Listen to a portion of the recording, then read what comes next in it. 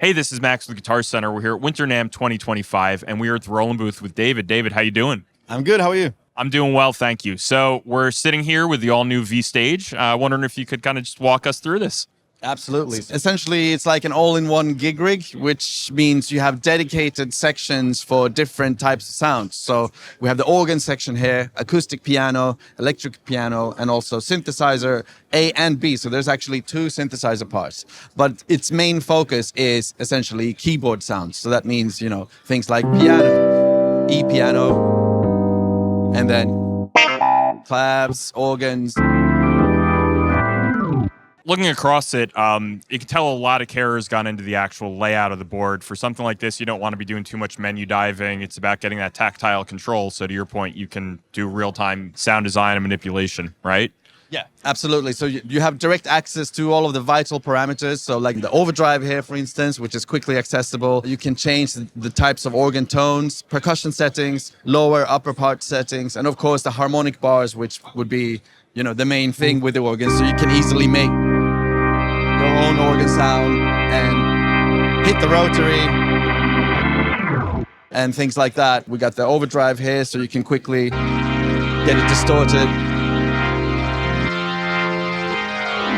You have the menu button here. If you hold that, you can essentially press any parameter or turn any knob, and you will be taken to all of the details around that settings. So for instance, if I hold the menu button and press the rotary on switch, then I will get the rotary menu here. And here we can set the ramp up speed, the mic distance, the amp distortion of the rotary speaker itself, woofer slow, tweeter slow, woofer fast, tweeter fast, and so on. So all of those details in the rotary settings. Nice. So a lot of the classic organ stuff. I notice under the tone section, we have obviously tone wheel, but we've also got transistor 1, transistor 2, and pipe. Could you give us a quick demo of each of those? Of course. So here's the tone wheel, and we can just turn the tone select here and jump over to transistor 1. And then you get a nice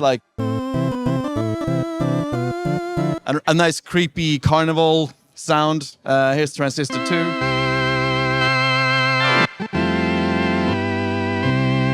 And then finally we got the pipe organ as well. I think we need a big reverb on that one.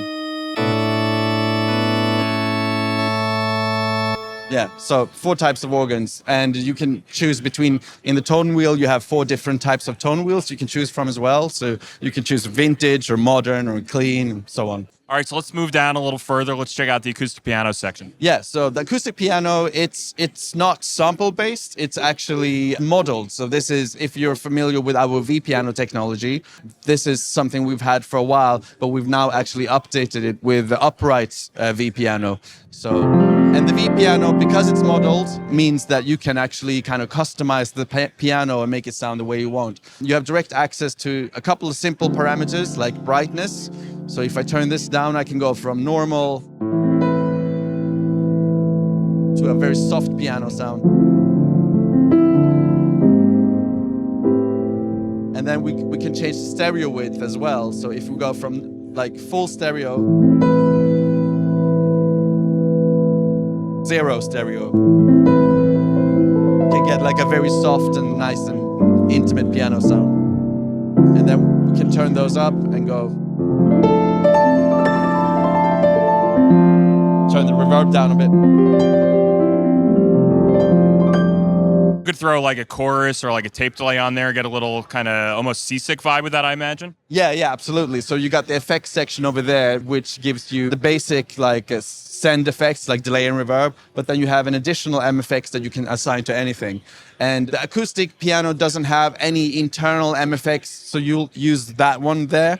But for the other sections, they have their own MFX sections as well. So here I can, we have the normal piano. I can just hit the on and off switch for the MFX.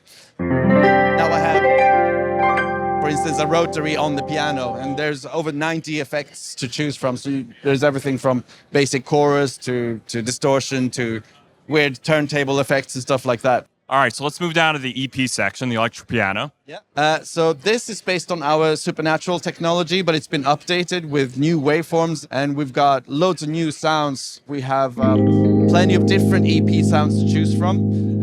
If you want like a Tyne 74 model or a 76, 79 silver top reeds, there's loads of different EPs to choose from essentially. Like this, and then can customize my EP. Once again, I have specific EP effects, so I can turn on the tremolo, can change the tremolo rates, of course, and the depth. And then we can also choose the type of tremolo. So this is, right now, this is a Roland RD1000 tremolo, which is kind of a classic, but then we can change it to an old school like suitcase tremolo, which has a different character and is more like a panning type.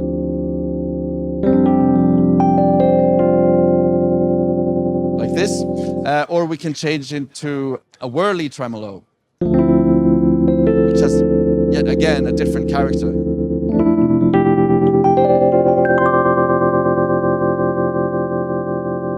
And that's the tremolo section, but then we have the amp simulator as well, so you can have different types of amps. You have quick access to 3 types of amps, which is suitcase amp, whirly amp, and guitar amp. So turn up the drive here, get a really crunchy, or we can switch it to a suitcase. So this is like a little bit warmer. You can essentially customize your EP sound very quickly, or just turn all of those off, like this, and then you're back to a clean, simple EP. But once you've made your effect settings like this, we can actually just change the root sound of the EP. So we can keep all of those settings, but still exchange the actual instrument, if you will. So I want this sound, but I want it to be a 79 Tyne EP instead. Then again, we'll get that. Or I could turn it into a reed. Yeah, so it's very customizable, the piano section. And there's loads of other settings you can make if you just hit the menu button and hit EP button, and then you get all kinds of details there, like hammer noise and things like that. I'm really struck by the immediacy of all of it. I think it's something that, you know, if you're playing in a band, guitarists and bassists take for granted.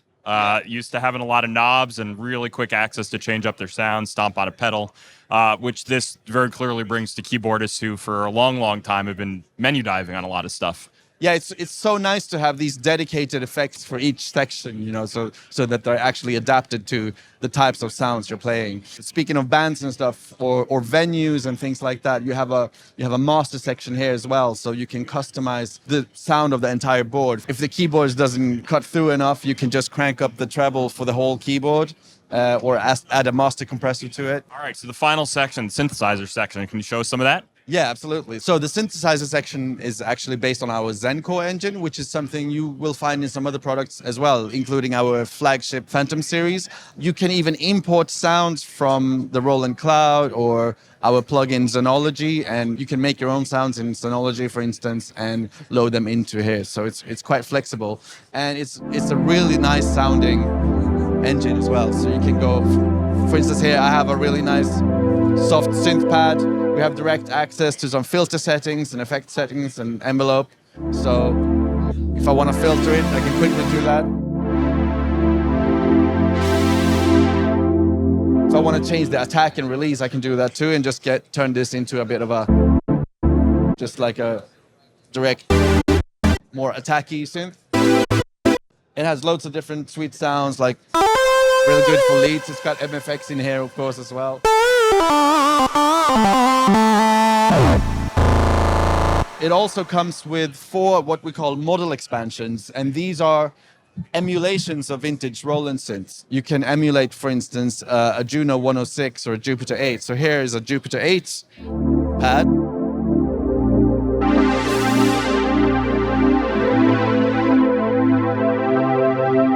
Or you can go into a Juno 106 bass. Or we have a JX8P brass sound.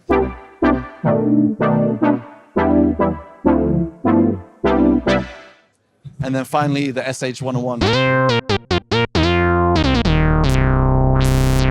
There's a lot of synth power in this, despite it actually being a keyboard-focused keyboard, you know.